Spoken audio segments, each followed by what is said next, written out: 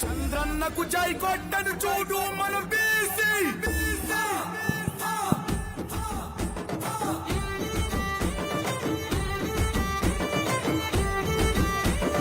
అనురాధ గారు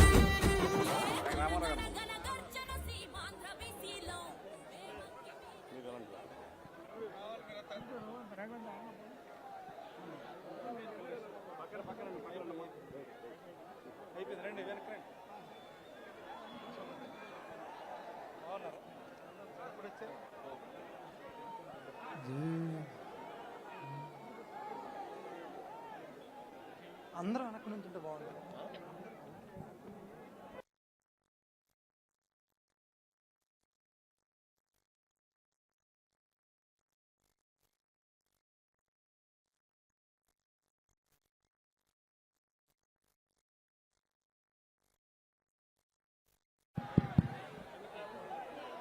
వండే సార్ వండేయండి.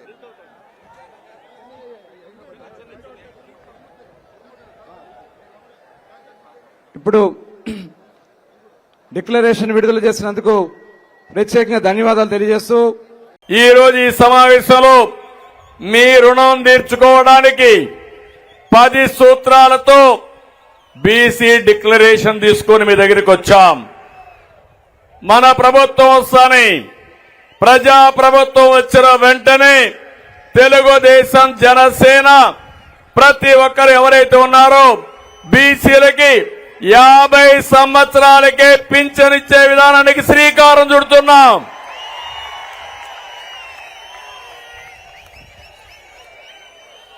అందులో కూడా ఇప్పుడుండే పింఛన్ మీరు ఒక్కసారి గుర్తుపెట్టుకోండి. పింఛన్ ప్రారంభించింది ఎన్టీ రామారావు గారు 35 రూపాయలతో ప్రారంభించారు. దాన్ని 70 రూపాయలు నేనే చేశాను. తర్వాత వచ్చినప్పుడు 200 ఉంటే 200 నుంచి 2000 రూపాయలు చేసిన పార్టీ తెలుగుదేశం పార్టీ. ఇప్పుడు హామీ ఇస్తున్నా, అంచెల వారీగా వీళ్ళు చేశారు. అదే తెలుగుదేశం ఉంటే మొట్టమొదటిసారిగానే వచ్చేది 2019లో. రేపు రాబోయే రోజుల్లో ఈ 3000 పింఛన్ని 4000 రూపాయలు ఇచ్చే బాధ్యత తెలుగుదేశం జనసేన తీసుకుంటాం. బీసీ సప్లాన్ ఏం తమ్ముళ్ళు పెట్టారా వీళ్ళని మిమ్మల్ని అడుగుతున్నా. 15,000 కోట్లు సంవత్సరానికి చెప్పారా లేదా అని అడుగుతున్నా మిమ్మల్ని. 15 రూపాయలు పెట్టారని అడుగుతున్నా మిమ్మల్ని. కానీ ఈ రోజు మేము ఒకటి ఆలోచిస్తున్నాం, సంక్షేమ కార్యక్రమాలు ఇస్తూనే సంపద సృష్టించే మార్గం మీకు చూపించాలనే ఉద్దేశంతోనే సబ్ ప్లాన్ ద్వారా 1,50,000 కోట్లు 5 సంవత్సరాల్లో పెట్టే బాధ్యత మాది. సంవత్సరానికి 30,000 కోట్లు చొప్పున 5 ఏళ్లలో 1,50,000 కోట్లు పెడతామని చెప్పి కూడా మీకు తెలియజేస్తున్నా. ఇంకో పక్కన మీరు ఒకసారి దొంగ లెక్కలు చూపించి ఎక్కడ కూడా నిధులు దొడ్డిదారికి మళ్లించి బీసీలకు అన్యాయం చేసిన పార్టీ వైఎస్ఆర్ కాంగ్రెస్ పార్టీ. స్థానిక సంస్థల్లో రిజర్వేషన్లు ఉండాలి. 25% ఉంటే కాదు 34% ఉండాలని ఆ రోజు తెలుగుదేశం పార్టీ ఆధ్వర్యంలోనే రిజర్వేషన్లు పెంచాం. జగన్మోహన్ రెడ్డి వచ్చిన తర్వాత 34 నుంచి 25%కు తగ్గించాడు. దగ్గర దగ్గర 16,800 మంది పదవులు కోల్పోయారు. మీరొక్క విషయం గుర్తుపెట్టుకోవాలి, నాయకత్వం అనేది రాత్రికి రాత్రే రాదు, అనునిత్యం తయారు చేసే తప్ప సాధ్యం కాదు. ఓసారి చాలా మంది వెనుకబడి ఉంటారు, దానికి కారణాలు విశ్లేషిస్తే ఒకటి ఆర్థికంగా వెనుకబడి ఉండడం, రాజకీయంగా వెనుకబడడం, సామాజికంగా వెనుకబడడం, ఈ అన్ని కారణాలతో ఎన్ని సంవత్సరాలైనా పేదరికంలో మగ్గే పరిస్థితి వస్తుంది. అలాంటి సందర్భంలో మొట్టమొదటిసారిగా రాజకీయాల్లో వెనుకబడిన వర్గాలకు రిజర్వేషన్లు పెట్టాలని పెట్టి రాజకీయ నాయకులు తయారు చేసిన పార్టీ తెలుగుదేశం పార్టీ అని చెప్పి కూడా నేను మీకు తెలియజేస్తున్నా. దీని తర్వాత సమర్థవంతమైన నాయకత్వం వచ్చారు. నేను ఇంకొకడు హామీ ఇస్తున్నా, నిరంతరం పోరాడతాం. చట్టసభల్లో 33% వెనుకబడిన వర్గాలకు రిజర్వేషన్లు పెట్టే వరకు, అసెంబ్లీలో పార్లమెంట్ లో మీ రిజర్వేషన్లు వచ్చే వరకు మీ తరపున మేము పోరాడతామని ఈ ప్రజా డిక్లరేషన్ లో కూడా మీకు అందరికీ చెప్తున్నా. ఇది కాకుండా ఇంకో పక్క చూస్తే ఎవరైతే 153 కులాలున్నాయి, అన్ని కులాలకు మేము స్థానాలు ఇవ్వలేకపోవచ్చు. వీలైనంత వరకు అందరినీ అకామిడేట్ చేయడానికి ప్రయత్నం చేస్తాం. అటు జనసేన, తెలుగుదేశం కూడా ఒకవేళ గెలవాలి, ఈ రాష్ట్రాన్ని కాపాడుకోవాలి. ఒకవేళ ఎవరికైనా మేము రాజకీయంగా ప్రాముఖ్యత ఇవ్వలేకపోతే, స్థానాన్ని కేటాయించలేకపోతే వాళ్ళందరినీ నామినేటెడ్ పోస్టుల్లో పెట్టే బాధ్యత ఎమ్మెల్సీలుగా, ఎంపీలుగా, కార్పొరేషన్ చైర్మన్లుగా వివిధ రంగాల్లో మిమ్మల్ని ప్రోత్సహించే బాధ్యత మాదని మీ అందరికీ హామీ ఇస్తున్నా. ఒకప్పుడు నేను ఆలోచించాం, ఆ రోజు 2 పిల్లల కంటే ఎక్కువ ఉంటే స్థానిక సంస్థల్లో పోటీ చేయడానికి అర్హత లేదు. ఇప్పుడు జనాభానే మన ఆస్తి. అందుకే నేను హామీ ఇస్తున్నా, పవన్ కళ్యాణ్ గారు ఇద్దరం కలిసి హామీ ఇస్తున్నాం. ఎంతమంది పిల్లలున్నా పర్వాలేదు, స్థానిక సంస్థల్లో మీరు పోటీ చేసే అర్హత ఉంటుంది. ఏదైతే పాత చట్టాన్ని రద్దు చేస్తామని చెప్పి కూడా నేను మీకు తెలియజేస్తున్నా. చట్టబద్ధంగా కుల గణన నిర్వహించాలి. వెనుకబడిన వర్గాలు ఎంతమంది ఉన్నారో అధ్యయనం చేయాలి. వాళ్ళ ఆర్థిక పరిస్థితులు అధ్యయనం చేయాలి. వాళ్ళ సామాజిక రాజకీయ నైవేద్యాన్ని దీన్ని కూడా ఒకసారి అధ్యయనం చేసి అందరికీ సముచితమైన స్థానం రావాలి. దీనికి కూడా సెన్సస్ పూర్తి చేస్తాం. మా ఆలోచన ఒకటి, జనాభా దామాషా ప్రకారం ఆర్థికంగా వెనుకబడి ఉంటే ఎక్కువ ప్రాధాన్యత ఇవ్వడం, అందరినీ సమాజంలో సమానంగా పైకి తీసుకురావడానికి, ఆర్థిక అసమానత తగ్గించడానికి మేము ప్రయత్నం చేస్తామని చెప్పి కూడా నేను మీకు తెలియజేస్తున్నా. ఇంకో పక్కన మనం చూసాం, బీసీల రక్షణ కోసం ఒక ప్రత్యేకమైన చట్టం.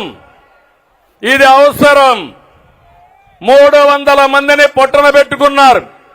కొన్ని వేల మీద తప్పుడు కేసులు పెట్టారు. ఇది రాజకీయంగా ఎదుగుతున్నటువంటి బీసీ వర్గాలను అణిచివేసే ధోరణి.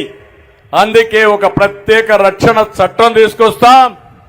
ఎస్సీలకు, ఎస్టీలకు ఏ విధంగా ఉందో నా బీసీల జోరికి ఎవరైనా వస్తే ఖబర్దార్ జాగ్రత్త ఉండండి హెచ్చరిస్తూ ఈ ప్రత్యేక చట్టం ద్వారా మిమ్మల్ని కాపాడుకునే బాధ్యత మేము తీసుకుంటామని చెప్పి కూడా నేను మీకు తెలియజేస్తున్నా.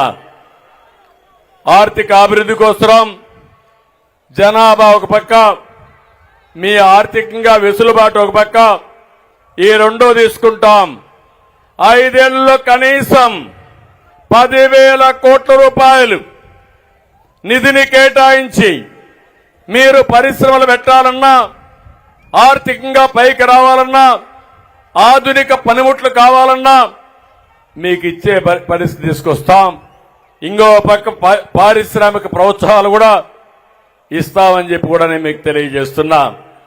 ఇది కాకుండా విద్యా పథకాలన్నీ కూడా మళ్ళా రివైవ్ చేస్తాం. అన్ని రెసిడెన్షియల్ స్కూల్ని జూనియర్ కాలేజీలుగా అప్గ్రేడ్ చేస్తాం. షరతులు లేకుండా విదేశీ విద్య ఎవరైనా పిల్లలు ప్రపంచంలో ఎక్కడ చదువుకోవాలన్నా ఇచ్చే పరిస్థితి మళ్లీ తీసుకొస్తాం. పీజీ విద్యార్థులకు కూడా ఫీజు రీఎంబర్స్మెంట్ పునరుద్ధరిస్తాం. స్టడీ సర్కిల్ గాని విద్యోన్నత పథకాలు గాని మళ్లీ ప్రారంభిస్తాం.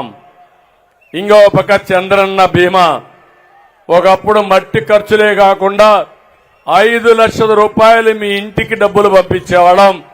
మళ్ళా నా బీసీల కోసం 10 లక్షల రూపాయలు ఎవరు చనిపోయినా మీకు ఇచ్చే బాధ్యత తీసుకుంటాం. పెళ్లి కానుకలు మళ్లీ ప్రారంభిస్తాం. ఎవరు పెళ్లి చేసుకున్నా 1 లక్ష రూపాయలు ఇచ్చి ఆ పిల్లల పెళ్లిళ్లు ఘనంగా చేసే బాధ్యత తెలుగుదేశం జనసేన తీసుకుంటామని చెప్పి మీకు హామీ ఇస్తున్నా. అదే మరిగా ప్రతి సంవత్సరం కుల ధృవీకరణ క్యాస్ట్ సర్టిఫికెట్లు తీసుకోవాలి, దానికి లంచాలు ఇవ్వాలి. అలాంటి వ్యవస్థ అంతా కూడా రద్దు చేసి శాశ్వతంగా క్యాస్ట్ సర్టిఫికెట్లు ఇచ్చి ఎక్కడా ఎలాంటి ఇబ్బంది లేని వ్యవస్థకు శ్రీకారం చుడతామని మరొకసారి హామీ ఇస్తున్నాం. ఇది కాకుండా పెండింగ్ లో ఉన్న బీసీ భూములు, భవనాలు, కమ్యూనిటీ హాళ్లు, చాలా మంది బీసీ భవనాలు కట్టుకున్నారు, కమ్యూనిటీ హాల్స్ కట్టారు, మధ్యలో ఆపేశారు. వచ్చిన వెంటనే 1 సంవత్సరంలో ఇవన్నీ పూర్తి చేసే బాధ్యత తెలుగుదేశం జనసేన ప్రభుత్వం తీసుకుంటామని చెప్పి కూడా నేను మీకు తెలియజేస్తున్నా.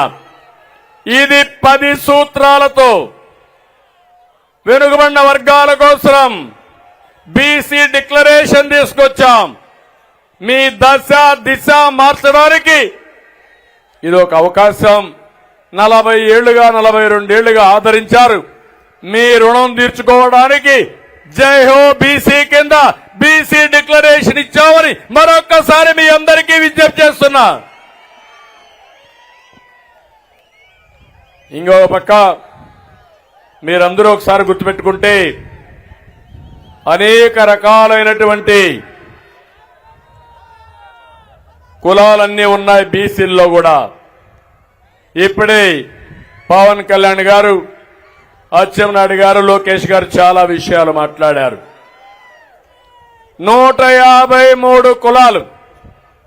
మీరు లేకపోతే నాగరికత లేదు, మీరు లేకపోతే సమాజ హితం లేదు.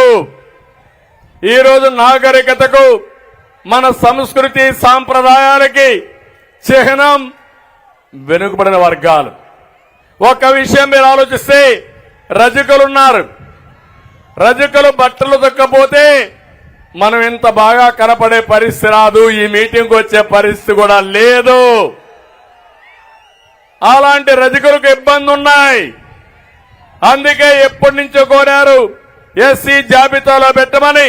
తప్పకుండా కేంద్రంతో ఒత్తిడి పెంచి సాధించే వరకు మీకు అండగా ఉంటామని మరొకసారి హామీ ఇస్తున్నాం.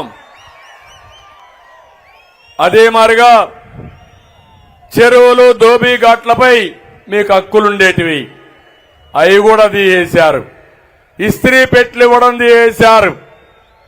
టీటీడీ దేవాలయాలు, ఆసుపత్రుల్లో మీకే కాంట్రాక్టులు ఉండేటివి. ఇలాంటి చాలా పోయే పరిస్థితి వచ్చాయి. దోబీ ఘాట్లకు 200 యూనిట్ల కరెంటు ఉచితంగా ఇస్తే దాన్ని కూడా దెబ్బతీశారు. నేను ఒకటి హామీ ఇస్తున్నా, ఈ విధంగా కోరబా, యాదవులకైతే డైరీ పరిశ్రమలకు ప్రోత్సాహాలు ఇచ్చాం, అవి కూడా తీసేశారు. బంజర భూముల్లో పశువులు మేపుకోవడానికి 559 జీవో ఇస్తే దాన్ని అమలు చేసే పరిస్థితి లేదు.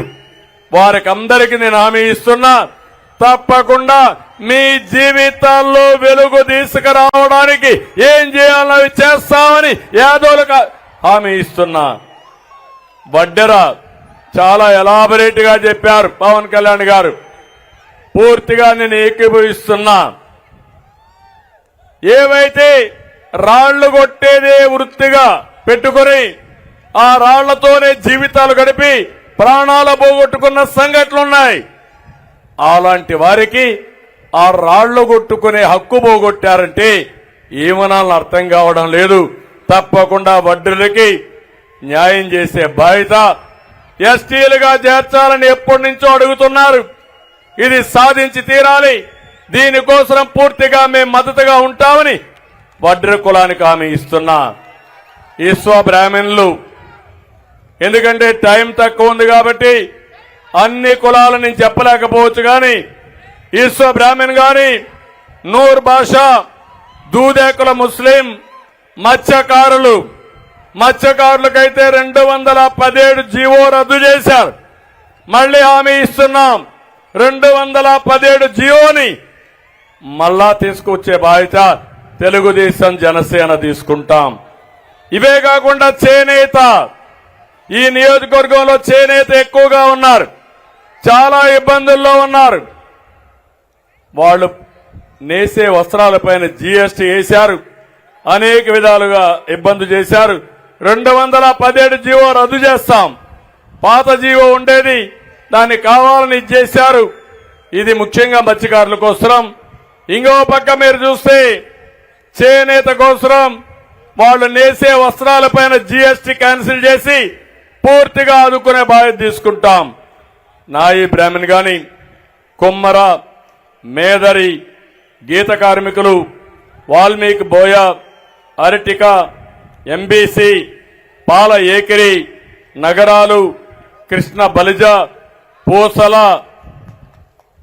దాసరి, అదేవిధంగా బొందిలి, తూర్పు కాపు, నాగవంశం, గాండ్ల, తెలుకుల, పెరిక, ముదిరాజ్, భట్రాజు, సగర, కళింగ కోమటి, కళింగ వైశ్య, పొందర, కోరాకుల, పాల ఏకిరి, జంగం, రెడ్డిక, అయ్యారక, కొప్పుల వెలమ, గవర, కుంచటి, ఒక్కలిగా, మొదలయ్యార్, అగముడి మొదలయ్యార్, శిష్ట కరణం, చాత్తాడ శ్రీ వైష్ణవ, వీర శైవ లింగాయత్, సూర్య బలిజ, అతిరస, వన్యకుల క్షత్రియ.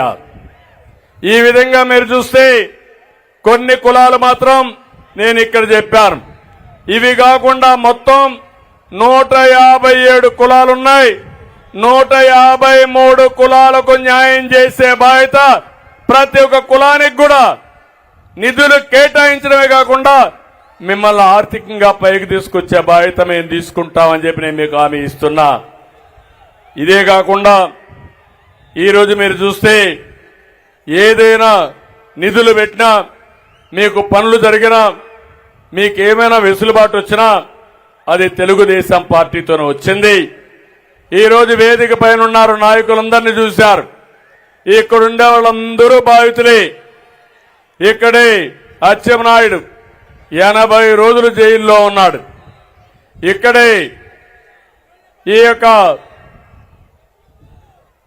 రవీంద్ర, కొల్లు రవీంద్ర ఎక్కడో హత్య జరిగితే ఆ హత్య ఆయన మీద పెట్టి 60 రోజులు 70 రోజులు జైల్లో పెట్టే పరిస్థితికి వచ్చారు.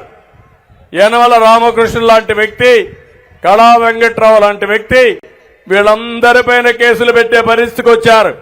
ఒకరిద్దరు కాదు, కేసులు లేకపోతే వాళ్ళు బీసీ నాయకులే కాదు, అందరి మీద కేసులు పెట్టే పరిస్థితికి వచ్చారు.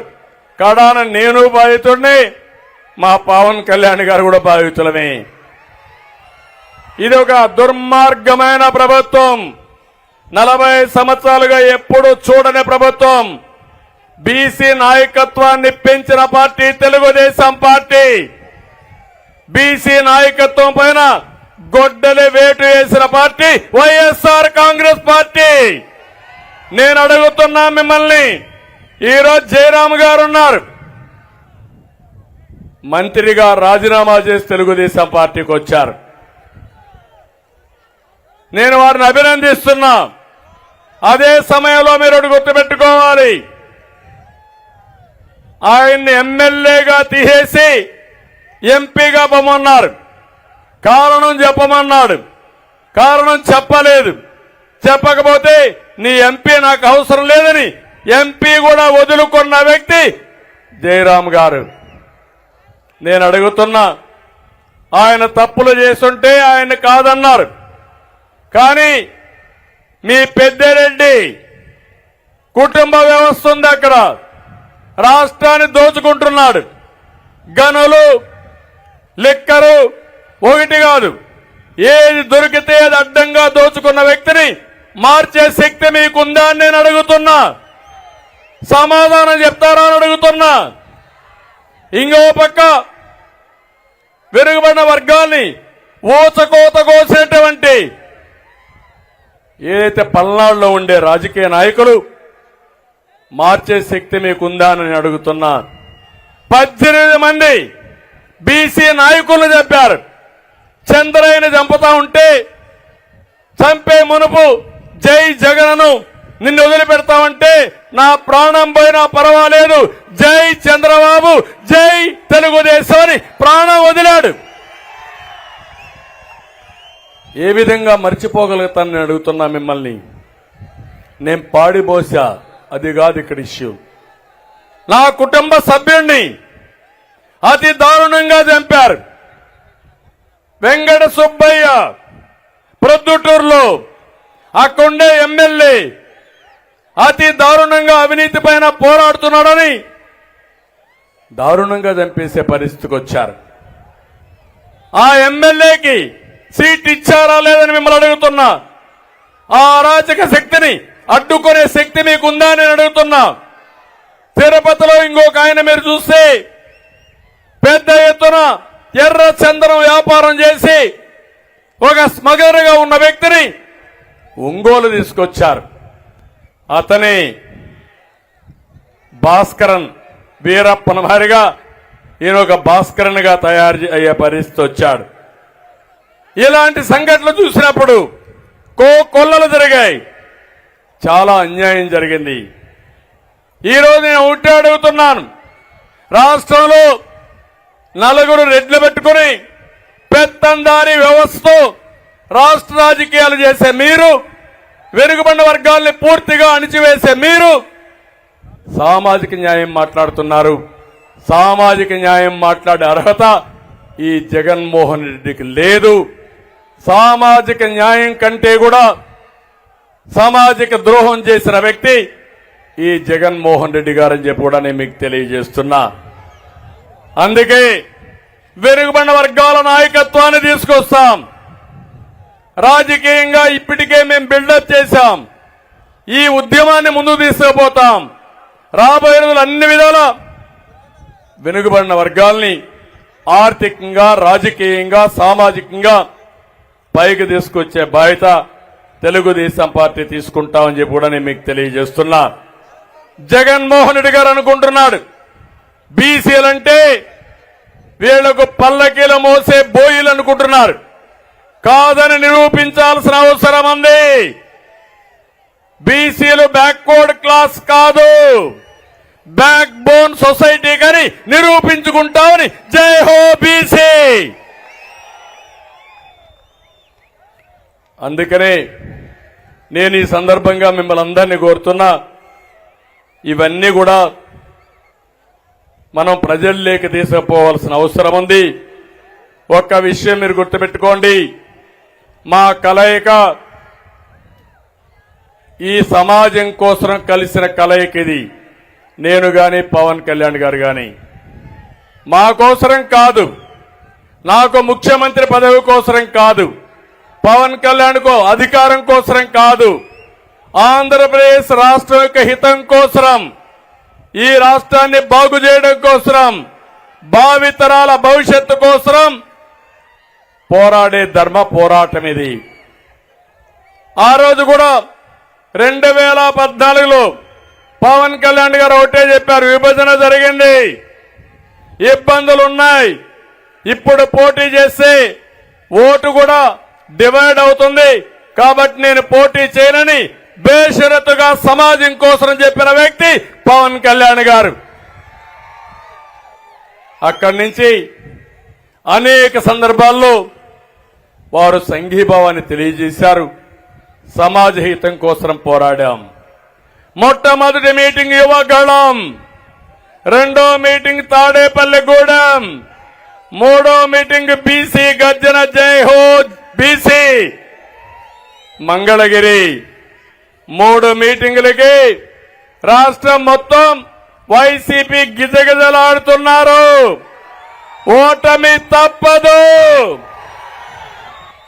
ఇంకొక 2-3 మీటింగులు అయితే మీకు అడ్రస్ కూడా గల్లంతు, డిపాజిట్ కూడా రావు. ఈ విషయం గుర్తుపెట్టుకోవాల్సిందిగా హెచ్చరిస్తున్నా. ఇంకో పక్క ఈరోజు ఇక్కడికి వచ్చినప్పుడు మంగళగిరిలో కొన్ని విషయాలు చెప్పారు. ఇక్కడుండే ప్రతి ఒక్కరికి పూర్తి హక్కులు కల్పిస్తూ ఇంటి పట్టాలు ఇవ్వాలన్నారు. మంగళగిరి నియోజకవర్గంలో మీటింగ్ పెట్టాం కాబట్టి నేను ప్రత్యేకంగా హామీ ఇస్తున్నా. అందరికీ పట్టాలిచ్చే బాధ్యత తెలుగుదేశం పార్టీ తీసుకుంటామని హామీ ఇస్తున్నా. ఇది కాకుండా ఇక్కడుండే ప్రజల కోసం ఒక 20,000 ఇండ్లు టిట్కో కింద నిర్మాణం చేయమన్నారు. తప్పకుండా చేస్తామని చెప్పి హామీ ఇస్తున్నా. మంగళగిరి చేనేతకు ప్రపంచ స్థాయి గుర్తింపు వచ్చే విధంగా వాళ్ళ ఆదాయం పెంచడం కోసం ఒక కార్యక్రమం చేశారు. అది కూడా మీరు చూస్తే టాటా సంస్థ భాగస్వామ్యంతో వీవర్స్ శాల ఒకటి ప్రారంభించి ఆదాయాన్ని డబుల్ చేశారు. ఇది మంచి శుభ పరిణామం. చేనేత కార్మికులపైన ప్రత్యేకమైన శ్రద్ధ పెడతాం. దీన్ని రిప్లికేట్ చేస్తాం. దాన్ని పూర్తి స్థాయిలో మంగళగిరిలో అమలు చేసి రాష్ట్రం అంతా అమలు చేస్తామని చెప్పి హామీ ఇస్తున్నా. ఇది కాకుండా స్వర్ణకారుల కోసం ఒక స్వర్ణకారుల కార్పొరేషన్ అడిగారు. ఎట్టి పరిస్థితులు పెట్టవలసిన అవసరం ఉంది. చేసే బాధ్యత జనసేన తెలుగుదేశం పార్టీ తీసుకుంటాం. తాడేపల్లి పరిధిలో ముందుగా మనమైతే U1 జోన్ ఒకటి పెట్టాం. ఏవైతే కొనుగోళ్లు ఉన్నాయో ఆస్తులు అమ్మకూడదని అప్పుడు తీసుకొచ్చాం. ఈ రోజు నా దృష్టి కూడా వచ్చింది. భవిష్యత్తులో అధికారులు రాగానే U1 జోన్ ఎత్తేస్తాం. తద్వారా ఫ్రీగా మీ భూములు మీరు అమ్ముకునే స్వేచ్ఛ మీకు ఇస్తామని మీ అందరికీ హామీ ఇస్తున్నా. ఈ రోజు నేను ఒకటే మిమ్మల్ని కోరుతున్నాను. మీరందరూ ఒకటే గుర్తుపెట్టుకోవాల్సిన అవసరం ఉంది. ప్రజలకు ఒక పిలుపిస్తున్నాం. మా పోరాటం మీకోసం, మా యుద్ధం మీకోసం, భావితరాల కోసం, పుట్టబోయే పిల్లల కోసం అని చెప్పి కూడా నేను మీకు తెలియజేస్తున్నా.